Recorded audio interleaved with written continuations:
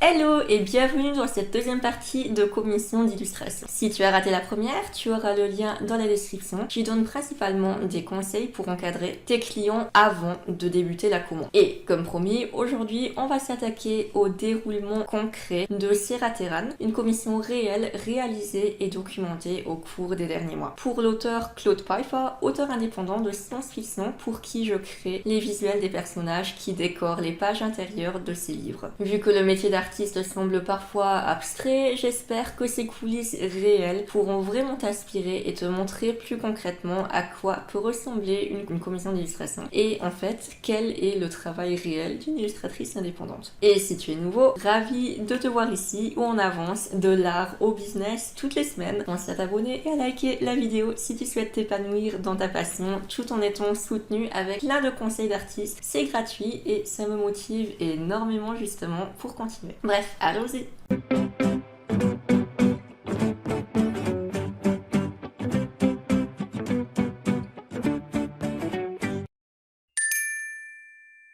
Comme mentionné dans la vidéo précédente, Claude est vraiment l'un de mes tout premiers clients depuis 2015. On a bien évolué ensemble, je pense, et je trouve qu'on a un bon système que nous allons donc partager aujourd'hui avec toi. Donc, à chaque nouvelle commande, on définit d'une rencontre en présentiel. La plupart du temps, Claude crée des fiches de personnages avec toutes les infos utiles, dont des descriptifs physiques tels qu'ils apparaissent en fait dans le livre. Et là où il est vraiment ultra efficace, c'est qu'il a des idées bien spécifiques en tête de ce à quoi ces personnages doivent ressembler et il fait énormément de recherches. Avec ces recherches, il va trouver des photos qui correspondraient vraiment exactement à ses attentes. Et parfois, ces visuels sont à prendre tels quels ou bien parfois, il y aura encore d'autres ressources additionnelles pour les vêtements, les poses, etc. En gros, pendant le meeting, il m'explique chaque personnage, son métier, son rôle dans l'histoire pour bien cadrer qui il est, ses relations avec les autres et ensuite, il me donne les explications pour comment utiliser les photos qu'il a trouvées. Pour ce personnage, Kinwoo, par exemple, reprendre le modèle que j'avais créé de dos il y a des années, mais sans le tatouage, avec la pose et le visage de la dame en violet, et une robe d'apparence plus traditionnelle asiatique, comme sur les références, mais plus moderne et jusqu'au genou. Toute la discussion nous prend environ une bonne heure par projet, et c'est vraiment juste des explications, des prises de notes et des questions pour clarifier. Si tu travailles avec un client, et surtout un auteur, vraiment n'hésite pas à poser toutes les questions qui te passent par la tête pour être vraiment sûr et certain que tu comprends exactement ce qui est demandé. Certaines choses sont évidentes dans la tête du client et il ne pense pas forcément à les dire, mais ce sont des infos cruciales pour dessiner, ou bien il n'y a simplement pas réfléchi et vous pourrez définir le tout ensemble, ou encore il te laisse libre choix et libre cours à ton imagination. Pour être honnête, Claude est vraiment le client le plus organisé que j'ai jamais eu et je le remercie énormément pour toutes ces recherches qui sont vraiment trop top. Plus le client a des idées précises, plus c'est important qu'il apporte de la documentation précise. Surtout s'il veut être sûr d'avoir un résultat qui est satisfaisant. Et important aussi, c'est le client qui connaît le mieux son sujet, donc c'est à lui de fournir la documentation nécessaire, que ce soit des photos, des descriptifs, etc. Si c'est quelque chose de simple, oui, naturellement tu peux le rechercher toi-même. Par exemple, disons que tu dois faire une illustration avec une fille en kimono entourée de tulipes avec un tigre, qui sont des choses très générales qui ne demandent pas de gros efforts de recherche. Dans d'autres cas aussi, tu seras peut-être invité à voyager pour prendre toi-même des photos, notamment si tu dois illustrer par exemple un lieu historique précis et que tu as besoin de voir différents angles de vue pour définir tes illustrations. Il y aura aussi des commandes où le client te laissera une liberté totale et où tu peux prendre le premier résultat sur Google. Mais pour tout ce qui n'est pas forcément commun, tu as le droit de demander des références de la part du client. Et généralement, les bons clients qui savent ce qu'ils veulent ont déjà tout prêt et ont simplement toute la documentation à te donner comme ça. Donc voilà, après cette présentation,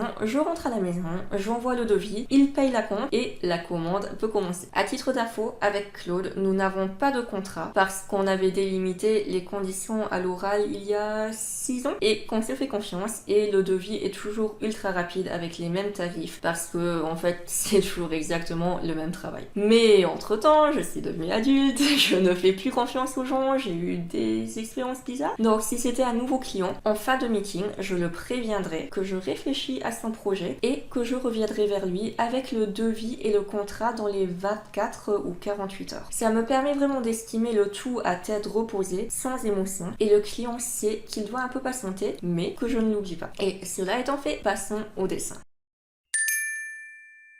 Maintenant, je travaille en solo. Pour la plupart des projets, en fait, j'imprime les références, mais vu qu'il y a toujours beaucoup de visuels avec Claude, j'essaie d'être un peu plus écolo et je mets tout dans un PDF chargé sur mon e-book. Les vrais écrans type téléphone ou ordinateur me distraient en fait quand je fais mes premières esquisses, et là c'est vraiment le moment où j'ai besoin de beaucoup de concentration. Et l'avantage par rapport au print est que ici, je peux agrandir les visuels, surtout pour capter les traits des visages qui sont importants. Je travaille toujours sur un bloc A4 que je subdivise avec les noms des personnages à partir des notes de notre rendez-vous. Et j'extrais les mots-clés importants. Pose, cheveux, vêtements, expressions. Cette fois-ci, j'ai moins de fiches de personnages, mais pour celles que j'ai, je compare mes notes et complète avec les informations importantes qui n'étaient pas mentionnées à l'oral. C'est déjà arrivé qu'il s'agisse de petits détails comme un nez un peu plus rond ou bien un menton plus carré, mais ce sont des informations importantes à considérer car elles peuvent être décrites dans le livre. À ce niveau, Claude a d'ailleurs avoué qu'il préfère s'y prendre plutôt pour les visuels avant de commencer l'écriture en fait, car selon les libertés que moi je vais me prendre, par exemple sur les vêtements, il pourra mieux visualiser et ajuster ses descriptifs dans le roman. Pour info, certaines illustrations sont déjà créées 1 à 2 ans avant la parution du livre et il me semble que Claude commence tout juste le processus d'écriture pour le tome qui verra paraître ces personnages-ci au moment même où je suis en train de filmer, je crois. Bon, après, j'avoue que ça me fait parfois un peu râler quand il m'offre les nouveaux tomes parce que, en attendant, j'ai repris en niveau et je vois certaines erreurs dans ces vieux dessins. Mais bon, c'est la vie d'artiste.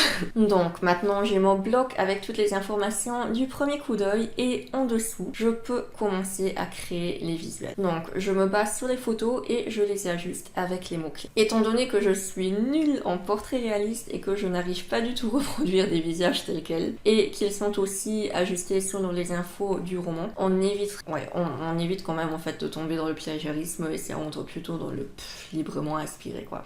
On en rigole toujours, mais vu que je suis totalement incapable de dessiner des têtes asiatiques malgré le fait que je le sois moi-même, on finit toujours en fait avec des autres visages qui s'éloignent quand même pas mal du modèle. À titre d'info aussi, normalement à cette étape avec d'autres clients, j'ai besoin de beaucoup plus d'esquisses et de tests de visuels en vrac et je propose en fait généralement plusieurs pistes différentes aux clients. Ici, on a par exemple une planche d'idées pour un personnage mascotte créé pour la cité bibliothèque en ville de Luxembourg où tu peux voir beaucoup plus de pistes qui partent dans tous les sens. De base, les personnages de Claude devraient suivre le même fonctionnement, mais vu qu'il me fournit toujours des documentations tellement précises, ça réduit énormément cette étape de recherche et je peux directement fignoler le personnage comme il l'imagine ou que je pense qu'il l'imagine. Si besoin, j'ajoute aussi quelques annotations ou bien des précisions dont nous pourrons après discuter plus tard. Quand tout est terminé, je scanne et envoie le tout par mail, potentiellement avec des notes, des questions si quelque chose n'était pas clair ou bien des précisions si je me suis pris de plus grandes libertés et que j'ai besoin de les expliquer. Pour en revenir à l'exemple des références précédentes, c'était par exemple accompagné d'une petite note. Est-ce qu'on la garde en mode plus sexy sans rien en dessous de sa robe ou bien est-ce qu'on lui met des collants opaques? À partir de ce moment, tous nos échanges se passent par mail et j'insiste vraiment pour envoyer tous les visuels en même temps. Au début, peu importe les clients, j'envoyais en fait les nouveautés dès qu'elles étaient faites, un peu lambda comme ça, et je pensais en fait que j'avais l'air plus rapide et motivé, mais au final ça résultait en des tonnes d'emails, des allers-retours incessants tous les jours, des infos perdues et ça faisait perdre du temps à tout le monde. Maintenant, toutes les infos et les visuels sont centralisés dans un seul mail et ça sera beaucoup plus facile de les retrouver rapidement en cas de besoin plus tard. Quand toutes les idées sont envoyées, c'est à Claude de travailler. Donc il me fait un premier retour avec ses commentaires, également tout dans un seul mail. Premier cas, tout est bon et validé et prêt à être finalisé. Deuxième cas, quelques ajustements rapides, par exemple ses retours face à mes notes, un peu plus de rides sur un visage ou bien un string sous la robe de la fille qu'on vient de mentionner. Donc des corrections relativement rapides. Troisième cas, des ajustements plus poussés si je suis totalement à côté de la plaque, avec des éléments qui n'étaient pas à 100% clairs dès le début, et généralement ça va être au niveau du style de vêtements. Toujours fidèle à son organisation du tonnerre, Claude me recherche souvent des références supplémentaires pour mieux me guider et va parfois jusqu'à utiliser ses talents de dessinateur sur Photoshop pour m'aider à mieux visualiser là où il veut avoir les traits, ce qu'il souhaite. Donc je me dis vraiment, à ces 4, il n'aura plus du tout besoin de moi. En temps normal, je note à la main tous les commentaires clients directement à côté des esquisses et si besoin, j'imprime les nouvelles références. Par contre, sur cette collab, Claude est passé du niveau client idéal au niveau client super, beaucoup trop extra, en me bricolant un PDF avec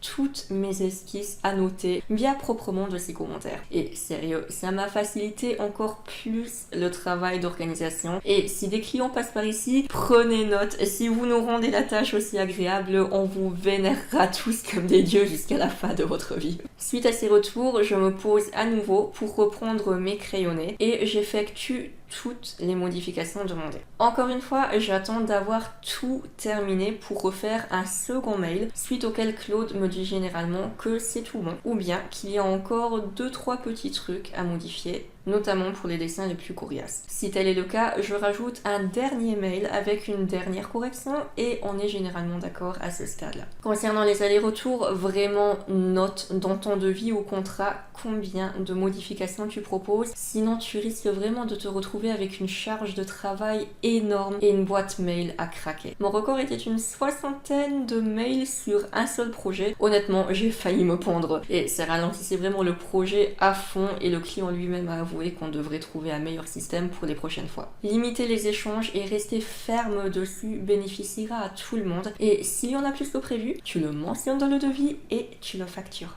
Bref, retour au projet, ce n'est qu'une fois toutes les esquisses bien validées, tous les points définis, que je passe à l'étape suivante, à savoir l'ancrage. Ce dernier mail est vraiment la dernière étape où le client a son mot à dire. Et pour être vraiment sûr qu'il n'y a plus rien à modifier, pas de regret, je demande toujours 2 fois si le client confirme vraiment que c'est ok pour finaliser, car ce sera définitif après, surtout en traditionnel. Parfois je me sens limite débile à répéter comme à un enfant. Pouvez-vous s'il vous plaît confirmer une dernière fois que vous validez et comprenez qu'aucun changement ne sera effectué après. Mais bon aussi, pour te protéger et t'éviter de perdre du temps à travailler sur quelque chose qui ne plaira pas au client par la suite, quoi. Dernière étape, l'ancrage. Vu que le client a tout validé et n'a plus son mot à dire, c'est un travail que j'effectue totalement en solo. Claude n'est pas le seul à avoir level up niveau organisation. Depuis notre dernière collab, j'ai également peaufiné ma technique en abandonnant justement mes liners traditionnels et je suis passée à l'ancrage digital avec Clip Studio Paint et une tablette à écran XP Pen 15. Vu que les traits des visages sont très importants pour cette commande en particulier et que j'ai l'habitude de travailler avec lui et que donc je sais ce dont il a besoin, j'essaie déjà en fait de soigner mes brouillons en crayon de papier avec des poses, des expressions, les proportions correctes pour directement les repasser à l'ancrage au propre après le feedback de Claude. Cela permet de bien garder les traits importants, d'avoir plus de détails, bref, ça satisfait vraiment tout le monde. Les illustrations sont créées sur base du template avec les mesures du roman imprimé, avec des bords perdus, résolution 600 dpi, si Claude en aurait besoin pour des affiches publicitaires en plus grand. Et effectivement, la dernière fois que j'ai visité son atelier, j'ai eu la grosse surprise de découvrir certaines illustrations encadrées sur tout un mur chez lui. En général, c'est une étape relativement relaxe parce que je travaille entièrement en solo avec des éléments qui sont déjà bien déterminés, où je n'ai pas besoin de réfléchir. Et au final, il s'agit juste de mettre les choses au propre. Par contre, cela prend quand même quelques jours consécutifs parce que j'essaie justement de monter les petits détails d'ancrage au maximum et qu'à force de surmenage et de travail répétitif trop minutieux, ma main a tendance à reprendre sa tendinite par ici. Le mal est fait, j'ai trop forcé avant, donc maintenant j'essaye de me limiter avec une matinée ou un après-midi d'ancrage, 3 jours consécutifs maximum et une journée de pause entre. Même si c'est embêtant parce que j'aurais vraiment envie d'en faire plus, j'ai réalisé que si on ne prend pas soin de soi, on ne pourra plus dessiner du tout. Donc voilà, on apprend et on s'adapte. Comme toutes les autres étapes, j'essaye de tout faire d'un coup, ou du moins en une semaine, en prenant cette commande en priorité sur mes autres projets. D'une, c'est toujours plus facile pour avancer une fois qu'on est dans le rythme, et de deux, par respect vis-à-vis des clients, une fois le projet débuté, je ne veux pas les faire attendre et les traite toujours en prioritaire. Après cela, j'exporte les visuels terminés en petite qualité et je fais le mail quasi final pour montrer le travail. Encore une fois, on se fait confiance avec Claude, donc je ne me prends plus la peine de redimensionner toutes les illustrations, mais normalement, l'envoi en petite définition est vivement très recommandé. Le but est de montrer au client que tout est fait, il a un aperçu, mais il ne peut pas l'utiliser sans payer. D'abord, tu envoies le visuel et tu confirmes que tout est bon. Ensuite, tu envoies la facture, le client paye et ensuite seulement tu lui envoies les fichiers HD. Le plus simple étant par WeTransfer pour de gros fichiers. Pour info, les commandes pour de grosses entreprises, des communes, des ministères, celles-ci vont fonctionner avec un paiement très long et pas d'acompte parce que ça doit être validé par différentes personnes, ça dure très longtemps et souvent par contre ils auront besoin des commandes très vite. Donc vu qu'il s'agit d'organismes bien établis et sérieux qui ont signé un contrat et un devis, c'est vraiment la seule exception où j'envoie les fichiers HD avant d'être payé. Mais sinon pour absolument tous les autres clients, surtout si je n'ai jamais travaillé avec, surtout si ce sont de plus gros projets, je pars du principe que je ne les connais pas, je ne leur fais pas confiance avant d'avoir eu mon acompte et avant d'avoir perçu le restant parce que parfois tu peux tomber sur des particuliers un peu bizarres.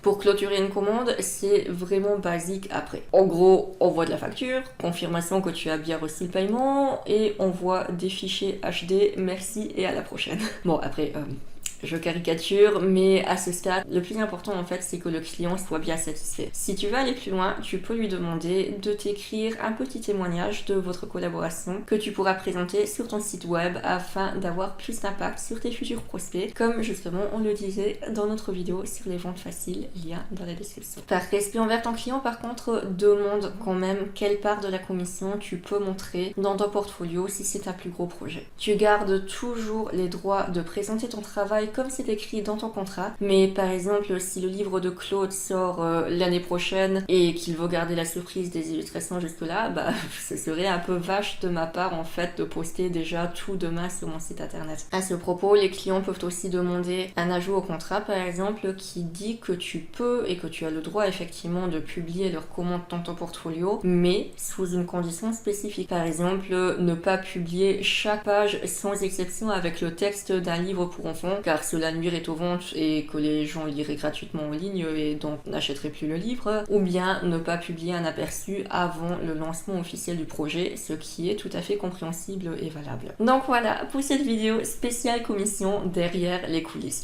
Je tiens vraiment à préciser que c'est la méthode avec laquelle moi je travaille qui nous convient bien à tous les deux, mais ce n'est pas la grosse solution. Chacun aura une façon spécifique de faire, il y aura toujours des projets où il faudra légèrement adapter ta méthodologie. Après, dans les grandes lignes, c'est ainsi que je procède avec tout le monde en fait. Donc, j'espère que ce retour d'expérience réel t'a aidé à voir plus clair comment fonctionne concrètement une commande et t'a donné des idées pour gérer les tiennes avec plus de facilité. Si tu es réellement sérieux et que tu veux aller plus en détail niveau tarification, portfolio, mention de contrat, négociation, je t'invite en fait sur ma masterclass qui t'aidera à te lancer avec tes commandes privées et commerciales. Il y a encore tellement à raconter et c'est vraiment genre la compilation de toutes mes erreurs de débutant avec tous les conseils, les retours d'expérience, des autres projets expliqués pour que tu puisses vraiment créer sereinement et bien débuter avec des clients qui te respectent et qui adorent ton travail. Le lien est également dans la description, c'est vraiment conçu pour te donner toutes les clés dont tu as besoin pour te lancer dans l'aventure des commissions en tant qu'illustrateur. Pour info, acheter cette masterclass te permet de soutenir cette chaîne pour plus de conseils créatifs suivre tout en investissant dans ton développement en tant qu'illustrateur. Tu peux également m'offrir un café sur Ko-fi ou me soutenir sur Patreon, ou bien simplement montrer ton amour gratuitement en likant et en partageant mes vidéos. Vraiment, chaque soutien financier compte énormément et sera directement réinvesti dans cette chaîne qui est et qui restera toujours gratuite pour soutenir des artistes en herbe avec toujours plus de bons conseils et d'inspiration. J'espère vraiment continuer cette aventure encore longtemps avec vous, donc voilà, merci vraiment beaucoup d'être là et on se revoit très bientôt pour de nouveaux épisodes de l'art au business les mardis à 18h en alternance anglais et français.